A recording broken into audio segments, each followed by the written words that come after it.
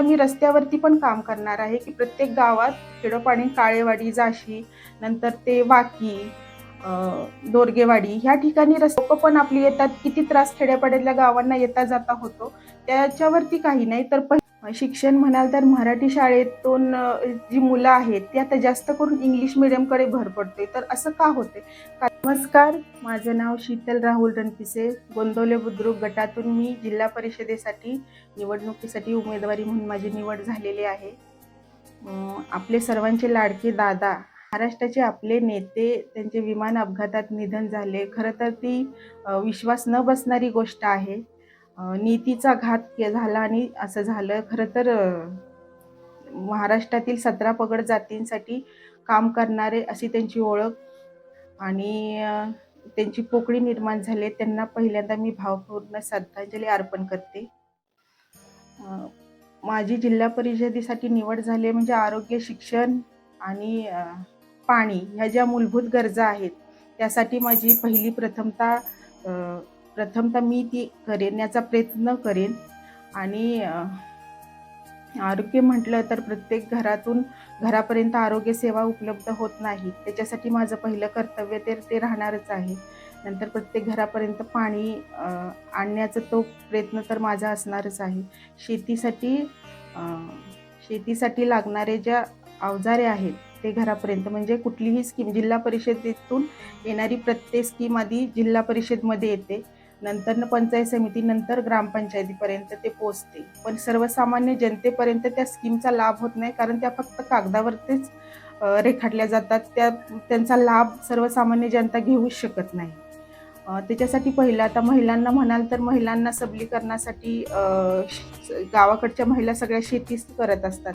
शेतीसाठी पूरक व्यवसाय आणण्याचा मी पूर्ण प्रयत्न करेन, जसं की पशुपालन, नंतरनं शेळीपालन जे आहे, कुक्कुटपालन, असे जे व्यवसाय आहेत त्यातून महिलांना 4 पैसे मिळावे ह्याच्यासाठी मी काम करेन. नंतरनं ज्या विधवा महिला आहेत किंवा वृद्ध आहेत महिला किंवा माणसं आहेत त्यांना मी पेन्शनची सुविधा भेटत नाही, त्यांच्यासाठी त्यांचा असा वालीच होत नाही, त्यांना खूप हे करावं लागतं.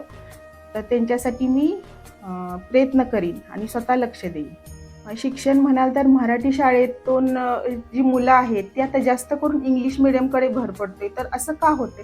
का तर इंग्लिश मीडियमला ज्या सुविधा आहेत त्या मराठी मीडियममध्ये का भेटत नाहीत?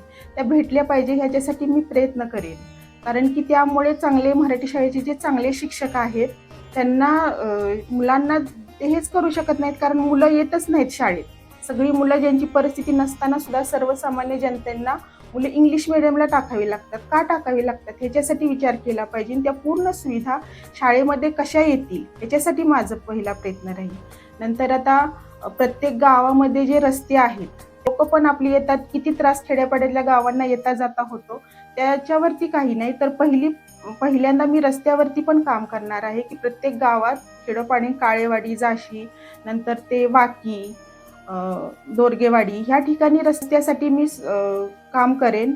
आणि विजेवरती तर म्हणजे प्रत्येक गावामध्ये विजेचा खूप मोठा प्रश्न आहे, कारण लाईट तिथं टिकत नाही. डीपीचा पण खूप मोठा प्रश्न आहे. ज्या वाड्या वस्त्या आहेत त्या ठिकाणी जिथं गरज असेल तिथं मी डीपीचा बसवण्याचा प्रयत्न करेन. सन्माननीय देशमुख साहेब आहेत, त्यांच्या त्यांनी माझ्यावरती एवढी मोठी जबाबदारी टाकली.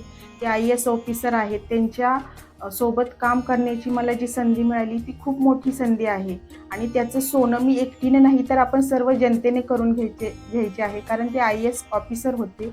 त्यांची मंत्रालयापासून प्रत्येक ठिकाणी ओळख आणि त्या ओळखीतून खूप लोकांना नोकरी भेटलेली आहे. 6 ते 7 हजार मुलांना त्यांनी आतापर्यंत कामाला लावलेले आहे आणि त्यांचा फायदा आपल्या सर्वांना करून घ्यायचा आहे. साहेबांच्या मार्गदर्शनाखाली जिल्हा परिषदेमध्ये जे सर्वसामान्य लोकांसाठी ज्या योजना येतात त्या प्रत्येक घरापर्यंत पोहोचवण्याचा मी प्रयत्न करणार आहे. आणि त्या जिल्हा परिषद मधून येणारी योजना आहे ते प्रत्येक घरापर्यंत प्रत्येक योजना ही पोहोचलीच पाहिजे, याच्यासाठी मी प्रयत्न करणारच आहे.